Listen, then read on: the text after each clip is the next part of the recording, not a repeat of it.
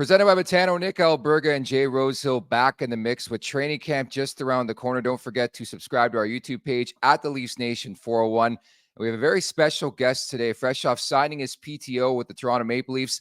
It is Noah Gregor. What's going on, Noah? Thanks so much for doing this, bud. Yeah, no, thanks for having me. Not much going on here, just hanging out. Tell us about the PTO, how it came together here with the Leafs. Yeah, ever really since the first day of free agency there, Toronto's kind of been a team that's I've been in talk with. Obviously I was looking for a contract throughout the summer, and nothing really came about. But I always felt comfortable with Toronto, and had some good talks with Tree Living and Keefe, and I know Donor as well. So I've had some good talks with the staff there, and I felt like it was a good fit for myself. And now I'm getting excited here for camp. Noah, what's your plan? You're in Alberta right now. Good Alberta boy, by the way. What's the schedule here? You're going to go down to Toronto and you're going to get into the hub and start off. What's the plan here in the next week or two? Yeah, so today's kind of my last day of training and skates, and then just kind of try and spend some time with the family here before I head out. My plan is to be in Toronto on Monday, and then I'm going to kind of get settled in. Gambrell is nice enough to let me stay at his apartment for training camp, so that'll save me some hotel time, which I'm excited about. And just get down there, kind of get meet the guys, meet the staff, and just get used to Toronto. I won't lie, that's kind of hilarious because you guys are fighting for a roster spot together, and your buddies, I'm guessing, back from your days. Like, is that going to be awkward? Is that going to be weird? What's your excitement of like having somebody with you during this PTO? Yeah, no, I'm probably just friendly competition there. We're really good buddies. We spent, I think, probably 3 years in San Jose together. He's a great friend of mine. Noah, did some research on you, and what I came up with is that you are an underrated player. I think you can get a spot on this roster. I know speed is definitely your forte. What's the plan going in on a PTO? Have you been in this position when you're fighting for a roster spot and you got to come in and completely prove yourself? I'm sure that's been on your radar at some point in your career.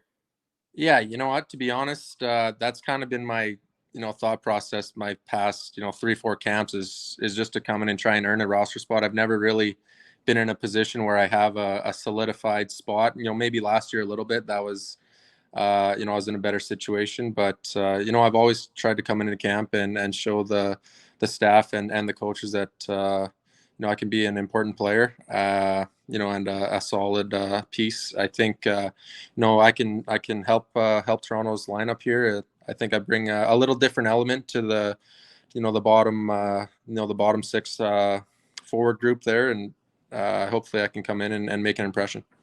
Yeah, I won't lie. Like, I saw the news and I was pretty pumped. And I'm not just saying that because you're on our show and you're doing this interview, but like I've liked your game, since you entered the league. What was it, like 5 years ago? And of course, you play out west and in San Jose, and it's tough for everybody in the East Coast sometimes to see Sharks games. But I think you bring that different type of style that I think would bring success to that bottom six in Toronto.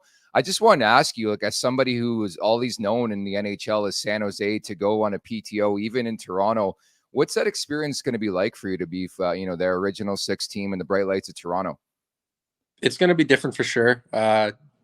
Just the attention that Toronto gets is going to be different. I'm really excited for it. It's good to be back in Canada, where I'm from. My family's all excited that, if I do make the team, that it'll be a short flight for them, and they don't want to have to travel across the border. But I'm really excited. Toronto is always an exciting team to watch as well. They're one of the teams that, I have followed quite a bit just with all their, their top players, and they're really exciting team to watch. So, that was another reason why I chose to, come on a PTO with Toronto. Is just, they're a really, really good team. They're a fun team to watch. I think, my game should fit in well with them. And speaking of that, Noah, I mean, it's no secret this team's lacking a little bit of grit. Do you plan on getting in there and making waves with, the brass, the team, the fans, getting out there, showing a little bit of that Western Canadian sandpaper in there? Or I think that's going to be your key to success with your speed, and you play with a little bit of edge. Look the fuck out. Yeah, you know what? I think that's always kind of been a part of my game. I think I'm going to have to try and bring it a little more here in camp, just to show that side of my game. It's something that I'm not afraid to do. I think my hit stats are always pretty high for you know, my ice time and stuff like that. So I'm not afraid to do it, and you know, I think Leafs fans will appreciate that in my game. You said you've been sort of documenting the Leafs the last couple of years. Like, what's been your impression, whether you've been on the ice or I'm sure you're one of those guys who like watches games around the league. What's been your impression of like watching or seeing the Leafs up close too? Well, I think just their skill level is crazy. You know, their top 9 really can all score and play. They're a fast team. They like to you know, they like to make plays. They like to run and gun a little bit. But the other thing is, you know, their top guys they're not afraid to play D. You know, you see Matthews leading the league in forward blocks, or up there for sure. You know, Marner's one of the top penalty killers in the league. You know, these guys play a two-way game, and they're also extremely exciting to watch. So, you know, I'm excited to get there and see these guys in person. Well, we're certainly excited to see you out there, man. And, you know, it's an exciting time of the year. I know for a guy like you who's from Canada to go out there and play for that team. Did you follow the Leafs at all growing up, or what was your team? I bet maybe Calgary, Edmonton. Yeah, it was the Oilers growing up. Didn't watch a ton of Leafs growing up. To be honest with you, it was kind of always just the Oilers, being, you know, a quick 30-minute drive to get down to the old Rexall when I was growing up. But you know, it'll be cool to be back in Canada here and playing for an original 6, like you guys said. You know, I couldn't be more fired up. I was fascinated too, like with what the off season looks like. Obviously, the season ended a bit earlier for you being with the San Jose Sharks last year than you really would have hoped for. But like, what does an off season look like now as compared to even when you came in the league? Because like I know a bunch of guys who obviously play in the league or play in the AHL, and Rosie as well. And it's turning like this thing where it's like year round, whereas back in the day, it's like you would shut it down for a couple months, not even think about hockey. But it seems like guys take 2 weeks off and they're back out there.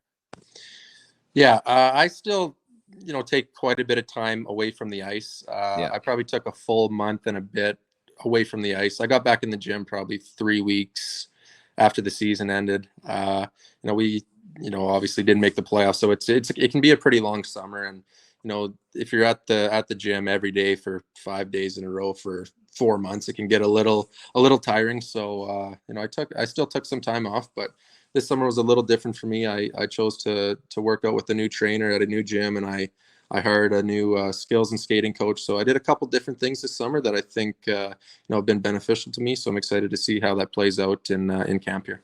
And lastly, I'm always fascinated with jersey numbers. Like every time I interview players, depending on the number, I ask them about the number. Any significance to yours? No, just a pigeon training camp number. Really? So are you Yeah. going to stick with that the rest of your career or what? 73, right? Yeah, I don't think there's a 73 in Toronto right now, so I'll probably see if I can snag that. Nothing Michael wrong with Ryder. training camp number, buddy. Yeah. Remember Michael Ryder wore 73. Yeah, no, there's a few guys out there that still wear it, but I think it's cool. You know, not too many guys wear it, so I'm fine with it. That's sick. Rosie, was it the same thing for you? Like, do you have significance of 38 or 37, or like just take this fucking number and get on the ice? Was that it for you? No, my 38 was a training camp number 2, but I liked it. It was kind of like one up from 28, which is famous Leafs number. And then when I got to Philly, someone was wearing it already. So they asked me what I wanted to do, and I thought 37 was pretty greasy too. So I stepped down to that one. So Sick. It's just the way she goes for guys like me and Noah here too. But even though he's a little step up from me in the skill department, we're going to see that here in a couple of weeks, aren't we?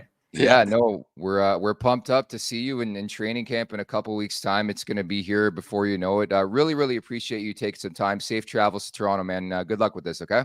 Yeah, thank you. Thanks for having me on, guys. I appreciate it. Good luck, man. We'll be watching. Give her shit. Thank you. Thank you.